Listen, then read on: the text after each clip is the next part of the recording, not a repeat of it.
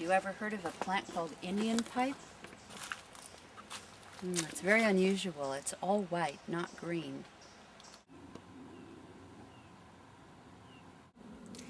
This is such a special plant.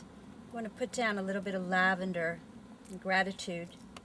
We don't usually find Indian pipe fresh like this, quite this late in the season, so it feels like a gift. This one is just coming up out of the ground, and in fact, looking down at it, I see a little hook piece like this that shows the next one that's about to come up. What you can see coming right up out of the earth is just this part where the next pipe is about to come up. And it's Monotropa uniflora, one flora flower, a one-flowered plant. Very unusual in that it's got no chlorophyll. I've always had the feeling that where you find bunches of Indian pipes is sacred ground, perhaps ground where councils of people met in the past. And actually, I studied plants for probably 2 decades before I ever harvested Indian pipe for medicine. I always had the feeling this was a plant to go to and learn from. And only last year did I first harvest Indian pipe to make a tincture with that's excellent for relieving extreme pain. And so it's used sparingly, but when needed, it's a wonderful ally. And also, I want to say a little something about where it's growing.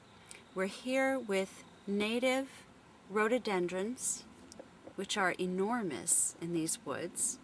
And we're here at the base of an oak tree. I'm not sure which species of oak, but Indian pipe likes to grow at the base of the oaks. Another name for Indian pipe is ghost pipe, and it actually reminds me of a corpse when I see this plant. So it also has a reputation Stay by me. for Come here. we have company. Come here. It also has a reputation for being a spirit ally plant, a plant for when you are walking between the I worlds. thought I heard somebody over there. Oh, I found something really special.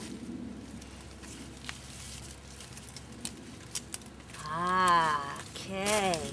Of course, all the plants are really special, as they will remind you again and again. And each plant has so many gifts. But come take a look at this one. Now, not every plant is meant necessarily to be used by us.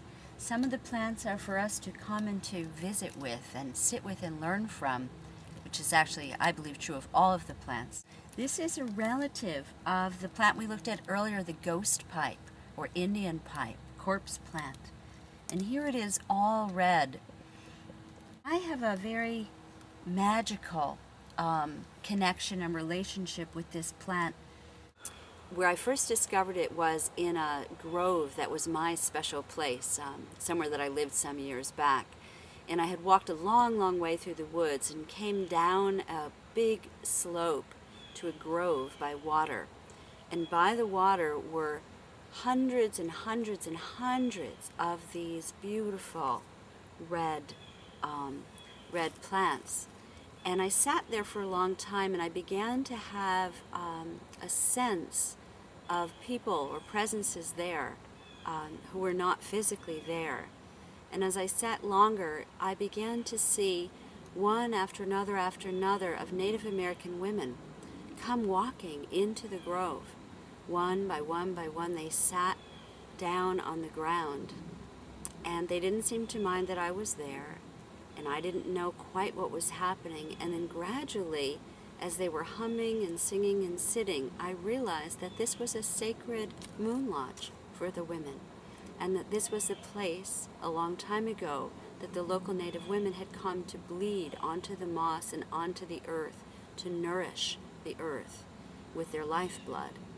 And a song came to me. But I'll sing you a line or two that I remember that stayed with me from that time, and it was, and again, this isn't scientifically accurate, but this is my sense of this plant.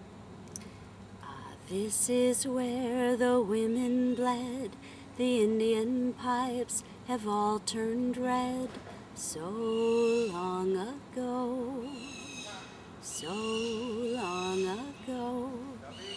So whenever I see these, I know, just as with the white Indian pipes, that I've come to a particularly sacred spot